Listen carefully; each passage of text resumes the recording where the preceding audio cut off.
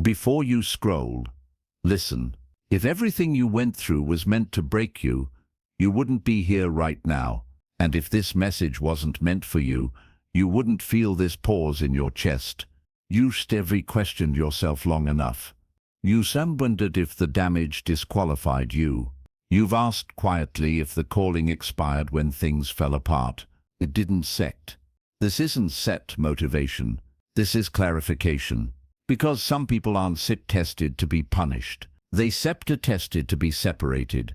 And if you're still standing after everything that tried to erase you, that means the assignment is still active. Now watch this casually. This moment is a line. Cross it. You didn't find this by accident. And no, that's not a mystical claim. That's logic. Think about it carefully. You scroll every day. You skip constantly. You ignore things without thinking twice. Yet this moment stopped you. Not because of luck, not because of timing, but because something in you recognized itself before your mind caught up. If this message wasn't meant for you, you would have already left. You've never done it before. Hundreds of times. You don't sit through things that don't touch something real, but this one did. Because after everything that tried to break you, you are still here. And that single fact matters more than your doubts, your confusion, or your current situation. You've been replaying the same questions over and over. Where did things go wrong? When did I lose momentum? Was that failure the moment everything collapsed? You keep circling the same fear quietly. What if I ruined it? That question has been sitting in the back of your mind longer than you admit. Not loudly, subtly. It shows up when you're alone, when things slow down, when distractions fade. You don't say it out loud because saying it would make it real. So instead you carry it. But let's be clear, because clarity is more useful than comfort. If what you went through was meant to destroy you, it would have worked. Destruction doesn't hesitate. It doesn't half fail. If the fall you took was meant to end you, you wouldn't be breathing right now. You wouldn't still feel that quiet pull toward meaning. You wouldn't still care. The fact that you care is evidence. People who are done don't question purpose. They numb out. They drift. They stop asking. You didn't start. Even at your lowest, something in you stayed awake. And that's not coincidence. You see, most people assume that pain is a signal to stop. They believe discomfort means misalignment. They believe struggle means they chose wrong. That belief eliminates most people early, because preparation never announces itself as preparation. It disguises itself as confusion, as silence, as being overlooked, as trying without recognition. It feels unfair while it's happening. It feels isolating. It feels like you set behind. And that's why most people quit there. They don't fail because they incapable. They fail because they misinterpret resistance. You didn't quit. You may have slowed down. You may have doubted. You may have questioned yourself harder than anyone else ever did. But you didn't disappear, and that matters. Because life doesn't pressure what isn't going somewhere. It doesn't refine what has no value. It doesn't test what has no capacity. Comfort doesn't create strength. Silence does. And silence is where you've been living. You've watched others move ahead.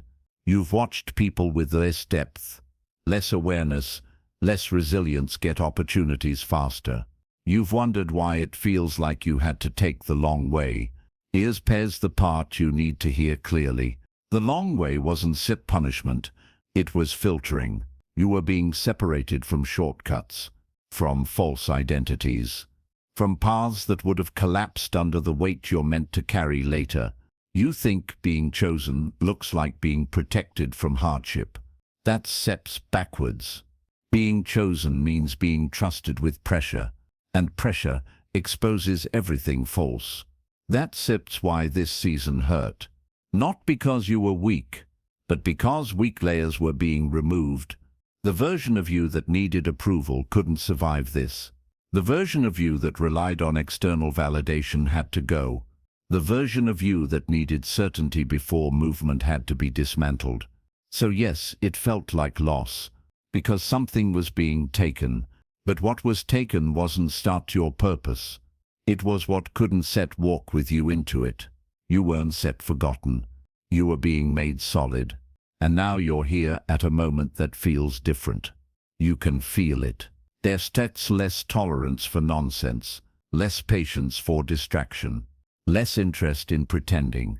That's SIP's not bitterness. That's SIP's readiness. Awakening doesn't arrive gently, it interrupts. And this moment right now is an interruption. Not to scare you, to wake you.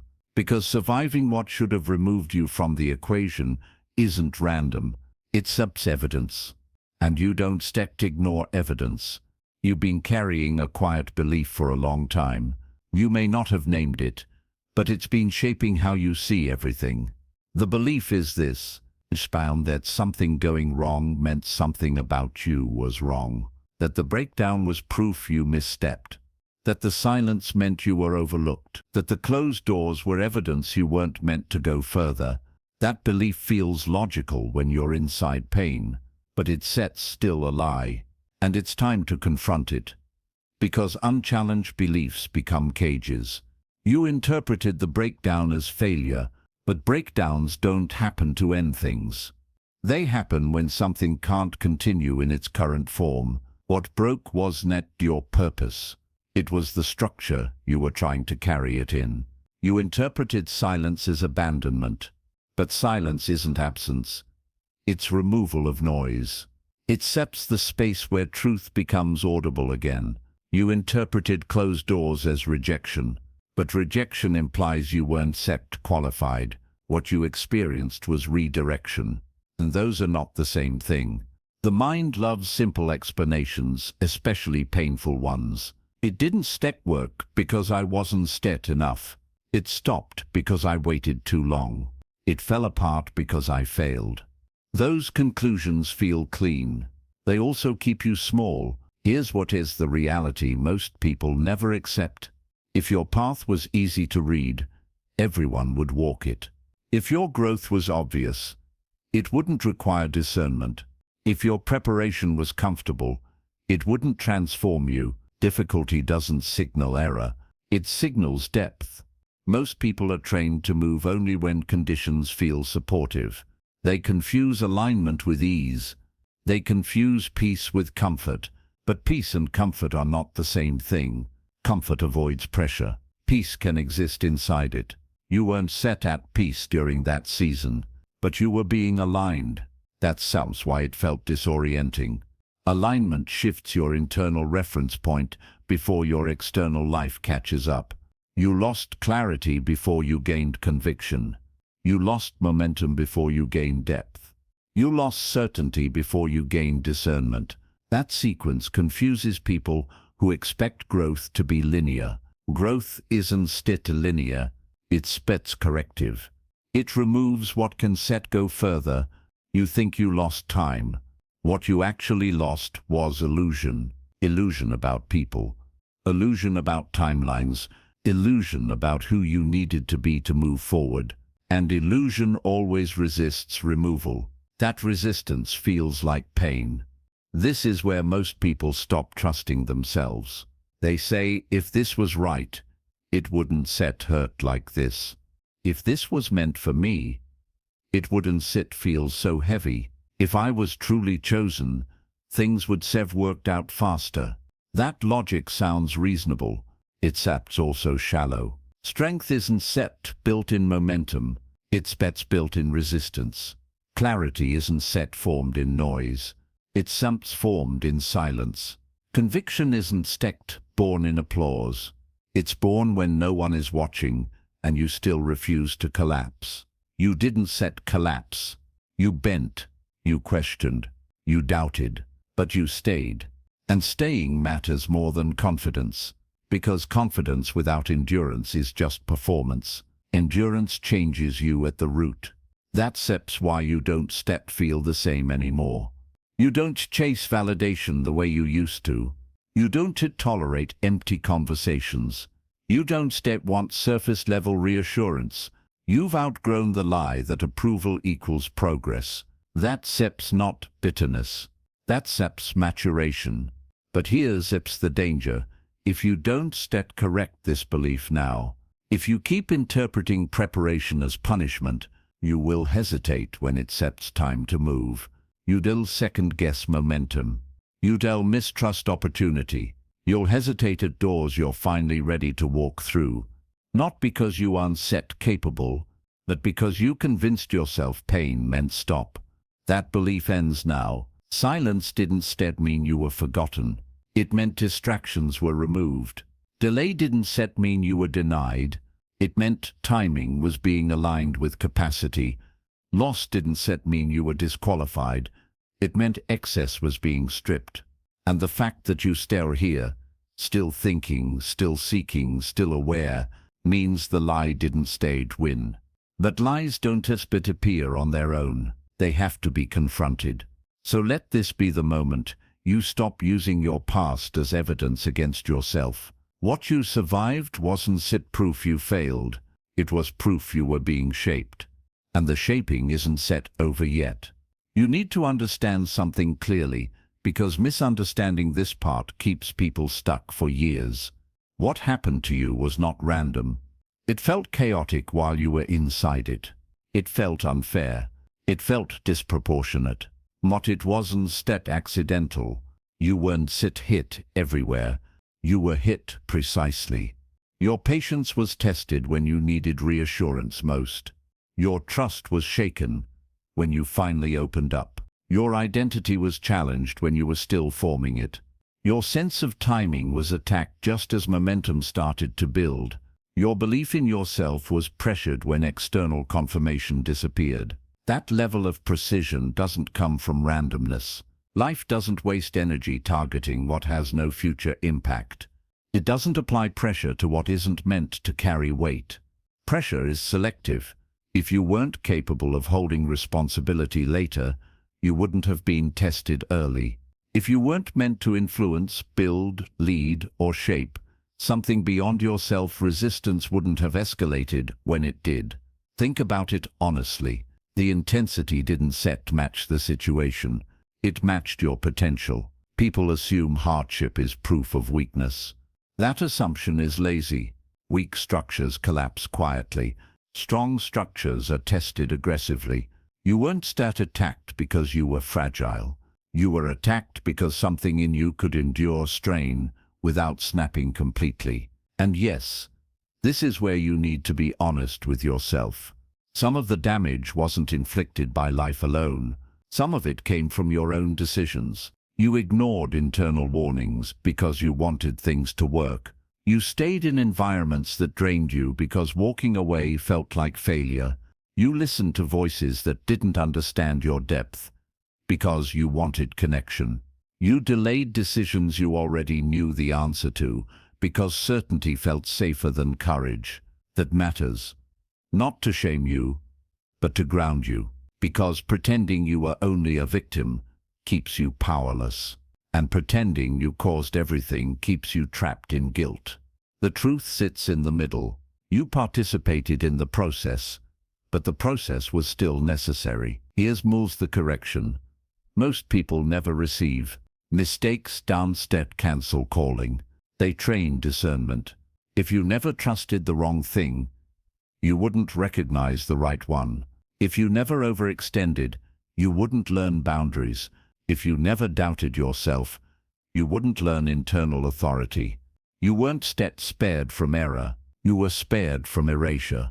There's a difference. Total destruction removes awareness. You kept awareness. Even at your lowest, you were still watching yourself, still reflecting, still questioning. That's not weakness. That's consciousness under pressure. And pressure reveals capacity. This is why the test came early. If these lessons arrived later when stakes were higher, you wouldn't have survived the consequences. So they arrived when damage was painful, but survivable. That wasn't cruelty. That was containment.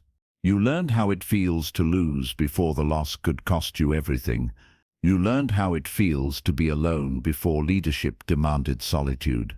You learned how it feels to rebuild before responsibility required stability.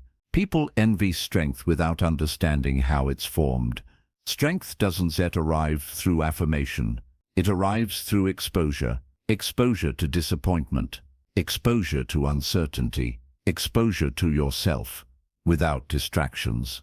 That's why this season stripped you. You were forced to confront what you actually believed, not what you said you believed.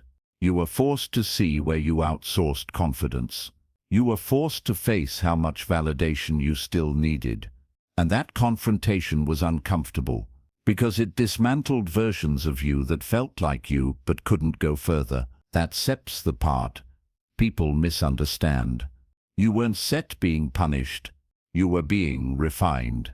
Refinement feels like loss, because something familiar is removed.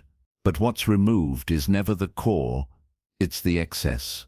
What couldn't survive pressure had to go. What relied on external approval couldn't stay. What needed certainty before movement had to be broken down. Not because it was bad, but because it was insufficient for what comes next.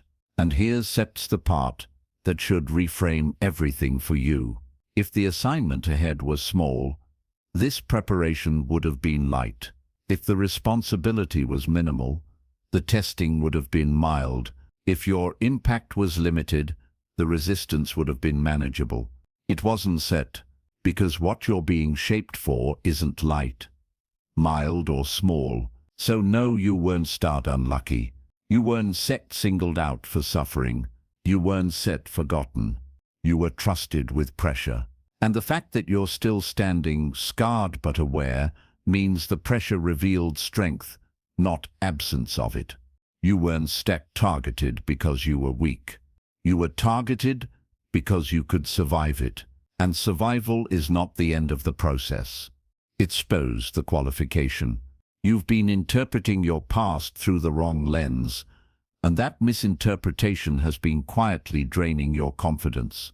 You've been looking at what you lost and assuming it was evidence of failure, when in reality it was evidence of correction.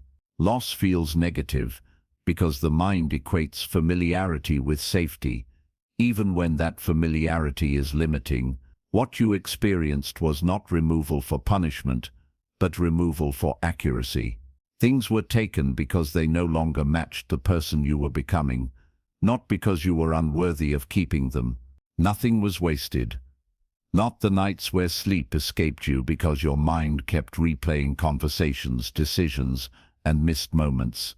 Not the seasons where your effort produced no visible reward. Not the times where you questioned whether you were falling behind while others seemed to move forward effortlessly. Those moments didn't disappear into nothing. They accumulated. They trained your nervous system. They recalibrated your expectations. They forced you to develop internal stability instead of relying on external reinforcement. You were being stripped of shortcuts, and that process never feels gentle. Shortcuts create fragile structures. They give quick results, but no resilience. If you had arrived where you are now without losing what you lost, you would still be dependent on things that could not support you long term. You would still require reassurance. You would still need approval. You would still hesitate when certainty wasn't guaranteed. Those dependencies had to be removed before they became liabilities. You don't step into alignment while carrying illusions about how things should work. You don't walk into responsibility while needing comfort to function. You don't build something that lasts while your sense of worth depends on how others respond to you. The dismantling you went through wasn't random chaos. It was targeted reduction. Everything that couldn't handle pressure was identified and removed, layer by layer, even when it hurt, even when it confused you, even when it made you feel like you were losing more than you were gaining. The people who left weren't taken from you to punish you. They left because their role in your life was seasonal, even if you tried to make it permanent. Some people are meant to support growth, not sustain it. Some relationships exist to teach you limits, not provide lifelong stability. Their exit wasn't betrayal, it was alignment correcting itself. Holding on to them would have required shrinking parts of yourself that were already expanding. The collapse you went through wasn't the end of your direction. It was the end of a version of you that was built on adaptation instead of truth. You had learned how to survive by adjusting yourself to environments that weren't meant for you. You learned how to perform. You learned how to endure. But endurance without authenticity eventually collapses. That collapse wasn't weakness showing up. It was honesty forcing itself to the surface. You rebuilt slowly because speed would have recreated the same fragile structure. You were forced to examine your motives, your attachments, your expectations, and the subtle ways you compromised yourself to belong, to be accepted, or to avoid conflict. That examination didn't feel productive because it wasn't visible, but invisible work is the most durable kind. Foundations are built underground, and they take time precisely because they must hold weight later. What you call delay was actually stabilization. What you call stagnation was recalibration. You were learning how to stand without leaning, how to move without rushing, how to choose without fear of loss, controlling the decision. Those skills don't announce themselves as progress, but they determine whether progress lasts once it begins. You didn't lose your way. You lost what couldn't go with you. You lost habits that would have sabotaged you later. You lost identities that would have cracked under responsibility. You lost attachments that would have demanded maintenance when your attention needed to be focused elsewhere. Every removal created space. That space wasn't empty. It was preparatory. The reason it hurt is because removal always exposes dependency. When something you relied on disappears, the absence reveals how much weight it was carrying. That revelation isn't meant to shame you. It's meant to free you. You were shown exactly where your strength needed to be relocated. And slowly, often unwillingly, that relocation happened. Now you don't move the same way. You don't react the same way. You don't cling the same way. You become more selective. Not because you're closed off, but because you understand the cost of misalignment. You've learned that not everything that feels familiar is safe, and not everything that feels uncomfortable is wrong. Nothing was wasted because everything served a function. The confusion taught you discernment. The silence taught you self-trust. The loss taught you independence. The slow rebuilding taught you patience with depth. These weren't detours, they were structural upgrades. And the reason you can feel a shift now is because the stripping phase has done its work. What remains is not fragile. It doesn't require constant reinforcement. It doesn't collapse under uncertainty. It's quieter, more grounded, more deliberate. That's not damage. That's integrity. You didn't survive all of that just to return to who you were before. You survived it to become someone who could carry what's coming without breaking. What you're feeling now isn't confusion, and it isn't restlessness without cause. It's not anxiety, and it's not dissatisfaction for no reason. It's pressure. And pressure only appears when something is about to move. You don't feel this kind of internal tension when nothing is at stake. You feel it when a phase is ending and another requires your participation. You've noticed that the things that used to distract you no longer work the same way. You can still engage with them, but they feel hollow faster. Conversations feel thinner. Routines feel heavier. Waiting feels more irritating than safe. That change isn't accidental. It's your internal compass recalibrating itself now that the foundation underneath it has stabilized. This is the stage people misunderstand the most. They assume discomfort means something is wrong, when in reality it means something is ready.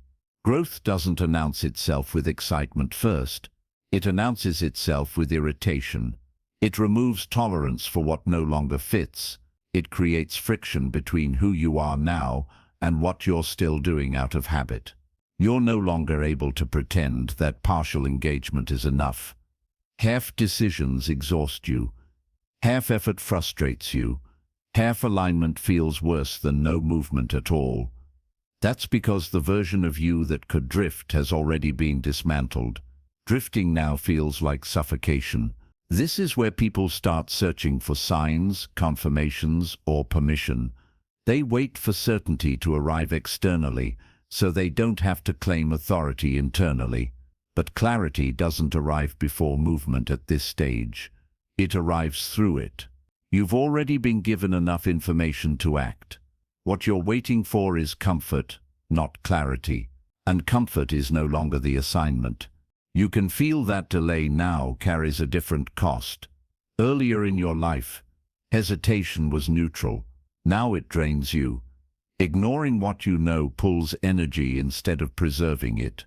That's because your system is already oriented forward. When you resist that direction, tension builds. This pressure isn't asking you to suffer more. It's asking you to decide. You're not being pushed into chaos. You're being pulled into coherence.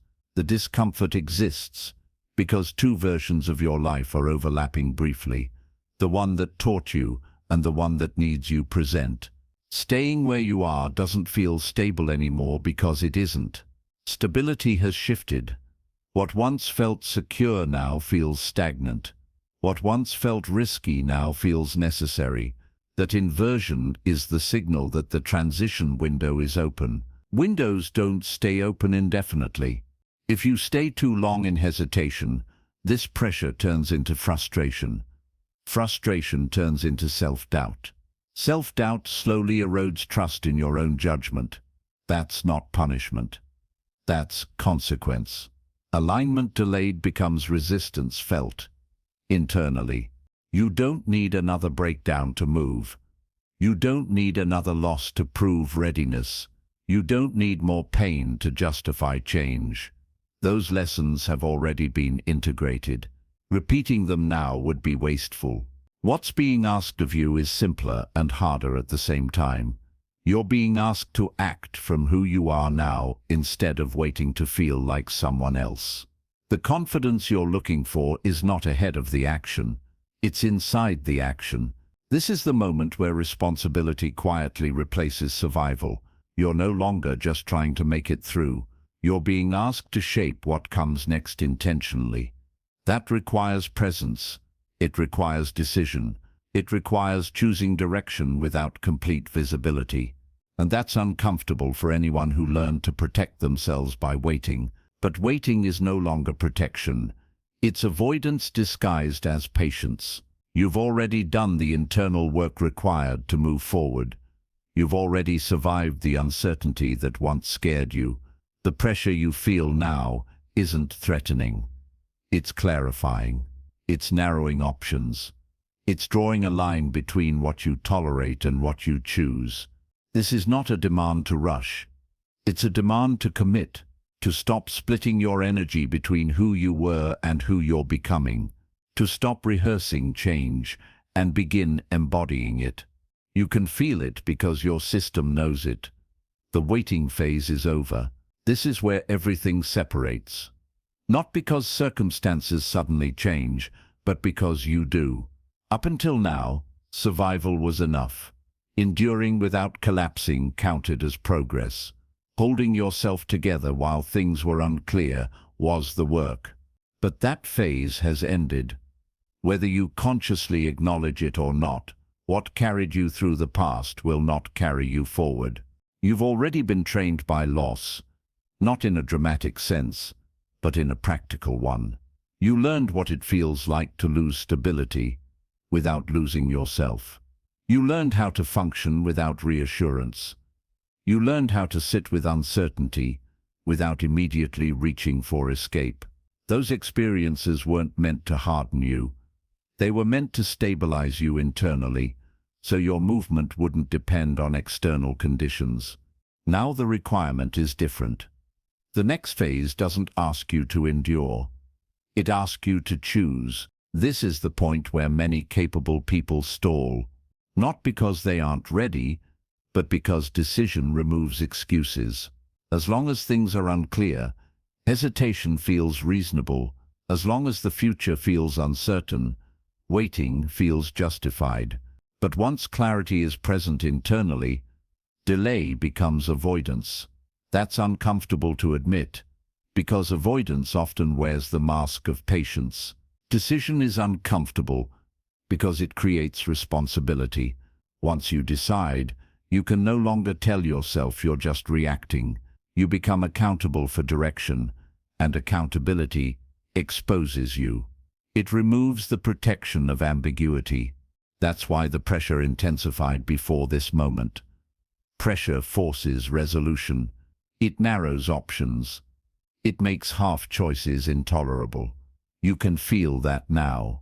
Trying to keep one foot in the old version of your life and one foot in the new one drains you more than committing fully in either direction. Division of energy creates instability. You're not being asked to leap blindly. You're being asked to stop pretending you don't know what direction you're facing.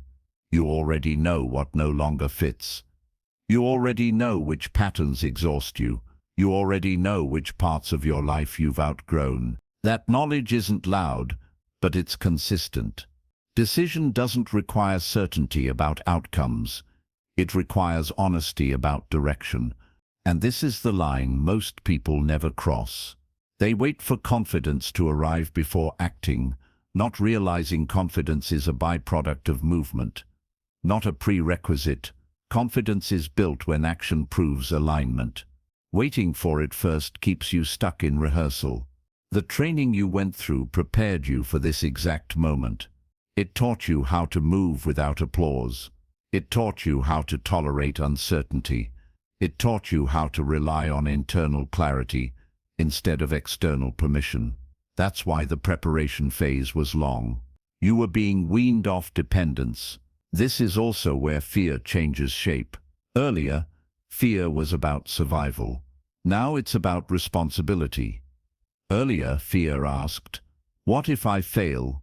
Now it asks, "What if I succeed and can't go back?" That fear is quieter, but heavier. It's the fear of stepping fully into who you've become and losing the comfort of hiding. But hiding is no longer available to you. Not without cost. You can feel it when you try to shrink yourself again. It doesn't feel safe. It feels wrong. The internal resistance you experience isn't a warning. It's a signal that you're moving against alignment. Your system is no longer neutral toward indecision. Decision is the divide between those who are prepared and those who act on that preparation. Many people reach readiness. Few cross into responsibility. Crossing requires letting go of the identity of almost, soon, or eventually. Those identities are comfortable because they don't demand embodiment. This moment does. You don't need permission to decide. You don't need consensus. You don't need guarantees. The fact that you're still here after everything that tried to remove you is the only qualification required. You've already proven you can withstand pressure. Now you must prove you can direct it. Decision doesn't mean everything becomes easy. It means everything becomes coherent. Energy stops leaking. Focus sharpens. Effort starts to compound instead of dissipate. That's what activation feels like. Not excitement, but alignment. You've done the work required to reach this point. Continuing to hesitate now would not protect you. It would only delay what's already in motion. The divide is here, and standing still is also a choice, whether you name it or not. This is where you step forward, not because you feel fearless, but because you understand that fear is no longer the authority. Decision is no longer optional. If you're still listening, that already says something about you. Most people disengage when a message stops entertaining them and starts confronting them. They leave when it becomes clear that something is being asked of them. You stayed because part of you recognizes that this isn't about information anymore. It's about confirmation. This moment isn't loud. It isn't dramatic. It doesn't come with fireworks or guarantees. It comes quietly, the way real turning points always do. The kind that don't announce themselves as endings or beginnings, but later become the line you trace everything back to. You're not waiting to become chosen. That already happened. The question now is whether you're willing to live in a way that reflects it. Being chosen doesn't mean being spared from hardship. You already know that. It means being held to a different standard internally. It means you don't get to stay unconscious. You don't get to drift forever. You don't get to keep pretending you don't feel the pull towards something more precise, more demanding, more aligned. What you survived wasn't random suffering. It was filtration. It narrowed you. It clarified you. It stripped you down until what remained was real. That's why going back to old patterns feels impossible now. Not because you're better than who you were, but because you're more aware. Awareness changes everything. Once it's there, you can't unsee what you know. You don't need to rush after this. You don't need to announce anything. You don't need to prove yourself to anyone. But you do need to honor what's being clarified. That means choosing differently in small, consistent ways. It means acting from alignment, even when no one is watching. It means refusing to numb out when discomfort arises, because discomfort is no longer the enemy. Avoidance is. You are not behind. You are not late. You are not disqualified. You are right where responsibility begins.